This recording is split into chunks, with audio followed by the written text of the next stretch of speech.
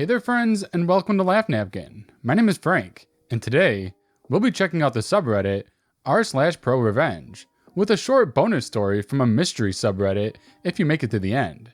If you're new around here and enjoy these Reddit stories, be sure to subscribe for daily videos. Now sit back, relax, and enjoy the show. This first story is from a deleted user. I'm a purchasing manager for the city I work in. I've been doing this job for 11 years. We have contracts with various vendors, but I want to talk about the company that does all of our dirt, gravel, limestone work. The story happened almost 4 years ago. When I started, we had a contract with this company. I spoke to the owner quite often, and he was a pleasant guy. It was a family-owned business that only had 4 employees, but they were always ready to help the city when we needed. Every year, the owner would drop by and sign the contract before the new year began. Well, the owner ends up passing away, and his son takes over the business. His son had worked for the company right out of high school, but ended up going to work somewhere else. Came back to take ownership when his dad died. I never met the guy, didn't know him, but my wife went to high school with him. On his Facebook page, he has pictures of his huge home, 4 vehicles, 3 boats. Who the hell needs 3 boats? Every ATV and toy imaginable. Just out of curiosity, I checked all the invoices from the prior years and saw that we paid this company anywhere from $80,000 to $200,000 per year. In the time I was there, I figured out an average of about $140,000 per year.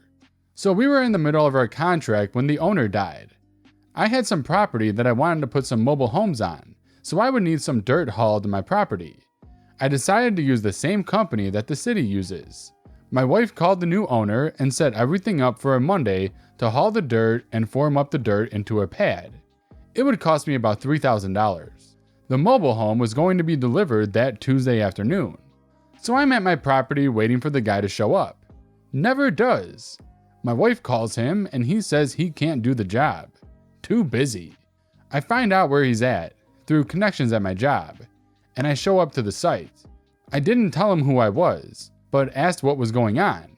He said he had a bigger job to do and wouldn't be able to get to it. I tell him that I have a mobile home being delivered the next day, and I needed the work done, and I had him lined up. And he said, "You know, what you would have paid me won't make a dent in my pocketbook." I just looked at him and said, "All right," and left. So I ended up having to call a bunch of different places and eventually found a guy that could do the job for me.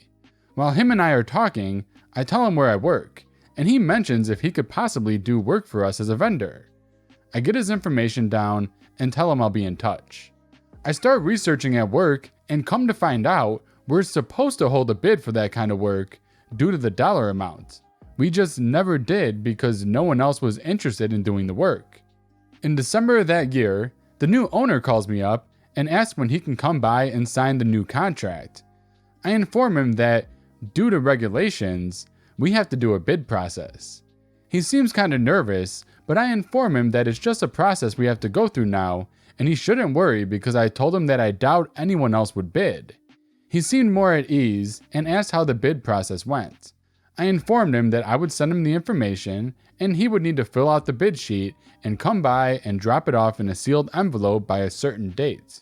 I call the other guy that helped me out and tell him about the bid process. I also informed him about the company we deal with and the prices that they give us already. Every information we have is public knowledge, so I'm not doing anything wrong. And let him know that he should bid under that. The day before the bid open date, the new owner of said company comes by and asks for the purchasing manager. He doesn't know my name, but he knows my face. I come in the lobby and his mouth instantly drops. I extend my hand and tell him hi, and that I was, in fact, the guy he needed to see. He asks if there are any other bids, and I inform him that we didn't have any others come in yet, which was a lie since I had the other guy's bid.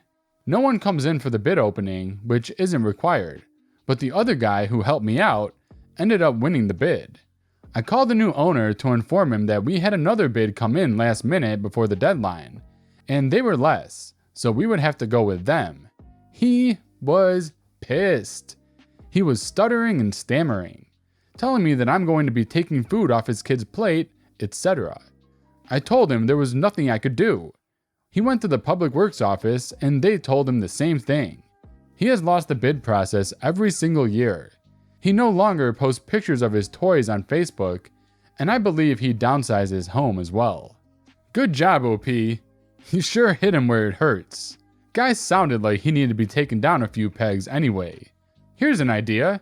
For every like on this video, dude gets taken down 1 peg. Let's bury this fool. This next story comes from user Vancouver Muslim Dude. Okay, so background. My house is literally connected to my elementary school's perimeter. I occasionally used to go there at the ripe age of 15 to rip around my RC Nitro cars on weekends. No cars. Actually, the parking gates were closed, but not the human entrances. Rinse and repeat for 2 years with no problems. I even had patrolling Royal Canadian Mounted Police officers come over and try out my cool toys. In return, they would pull out a huge drone from their car and fly it around me to show me what drones are like and what speeds they can go at. This went well until 2015. 2016 June comes and I'm still doing that stuff when suddenly I hear police sirens. Out comes a cop, gives me a huge lecture about how I'm on federal property and I needed to immediately get off because I do not have permission. This hotshot acted like I was stealing stuff or something. He even looked through my bag without permission and found a pack of dangerous liquid packs, which turned out to be rubbing alcohol for my hands. Anyways, he issues me a $187 ticket for unlawfully operating a remote-controlled blah blah. I forgot. I was thinking, screw this, I'll fight it in court. I did my research and the ticket he gave me was actually for people who rip around in their oil-powered RC planes in private spaces without permission. This was obviously some BS. I even got the recording of his car dealing with me. A few months later, I go to court to contest it. A-hole cop is there, and he tells me that before I go to court, he can make my fine half if I plead guilty. I say no, and I'm pretty sure he said effing jerk under his breath. We go inside the courtroom. A-hole is all loud and proud when giving his statement. He straight up lies, saying I was being belligerent and I almost ran away in fear. Well, cameras don't lie, a-hole. When it was my turn to give my statement, I played back his cruiser dash cam, which clearly showed him being a jerk, pointing his hands away as if he's going to fight a 17-year-old puny 5'8" guy. The judge effing grilled him. She constantly said this was an abuse of power, a waste of resources, and then recommended the officer read up on what public and federal restricted property was. The whole ordeal was embarrassing for him, and I kind of felt bad because people were giving him dagger eyes the whole time. Anyways, ticket is thrown out, and I head out of the room. I see the cop in the parking lot, and right as I pass by, he says exactly, "Effing brown mother effer, get effed." I was effing shocked by this, so I went home and filed a complaint at his depot. No response for 7 days. Then 15. So I called them back about it. They said, yes, he's not working at this branch anymore, but we can still assist you with anything pertaining to this report, sir. No, it's alright. Thanks. That was it. A-hole either got fired or got moved away. What a piece of garbage that cop was. He's making the boys in blue look bad and should be ashamed of himself. This next story comes from user PhotoJim99. I see quite a few stories in here about students taking revenge on their teachers. I thought it was time I posted a story about instructors taking revenge on their students. I teach part-time as adjunct faculty at a business school. I have a policy in many other courses that I teach that if you do better on the final exam than on the midterm, your final exam grade replaces your midterm exam grade. One semester, some students decided to exploit this. Apparently, in an earlier semester, a student took photographs of his exam paper.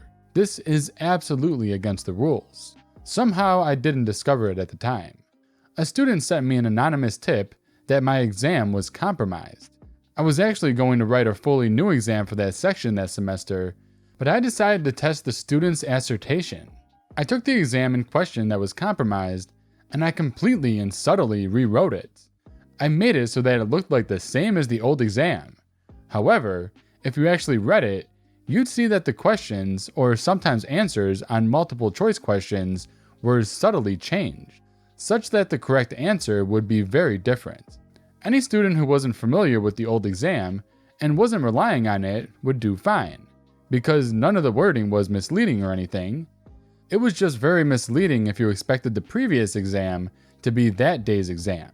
The class average was a little lower than average, but most students did about as I would have expected. However, about 7 students that clearly knew each other pretty well got very, very bad grades on the exam and failed it. None failed the course, but all of them had their overall grade go down significantly. I never heard a word of challenge from any of them. I have no idea if they figured out what I did, but I'm glad that student gave me a tip. I now routinely do this just in case. No idea if it's helping, but an instructor has to keep his students on their toes. This is actually a great idea. I think more teachers should do this. Good job, OP. Hey, you made it to the bonus story. This bonus story comes from r/stories about Kevin. And if you don't know what r/stories about Kevin is, a Kevin is someone who consistently shows a complete lack of intelligence. This story is a short one, but it is absolutely hilarious. I love hearing stories about Kevin. If you enjoy them, let me know in the comment section below, and maybe they'll pop up at the end of my videos just like this one. So let's get to the story. This story is from user Timmy94, and it's titled, "Today Kevin reached a whole new level of stupidity." So today while at work, our local Kevin approached us looking very down in the dumps. Now, most people know Kevin, most people try to avoid him. But today, I decided to ask him about his depressed look on his face. Me: "Hi Kevin, what's wrong?" Kevin: Well, I'm getting a divorce." "Oh, why? What happened?" "I took my 2 children to do DNA tests. Turns out, they aren't mine." I tried to hold in my laughter. I tried to calmly explain to him that his children most definitely are not his. You see, these 2 children are his stepchildren. Kevin did not understand this. The children see their father on a regular basis, and he thought that somehow his DNA would be present in them because he had them since they were very young. Oh, Kevin, you poor sweet soul. And that's the r/stories about Kevin. If you want more stories about Kevin as bonuses at the end of my videos, let me know in the comment section below. If you don't like r/stories about Kevin, let me know in the comment section below. And that brings us to the end of today's video. I hope you had a great time. And if you like this video, hit that thumbs up. If you don't like this video, hit that thumbs down. And if you're new here and you had a good time, subscribe for kinda daily videos, sometimes every other day, but consistent videos. I'm constantly popping these out. So that's all I got for you, and I will see you tomorrow.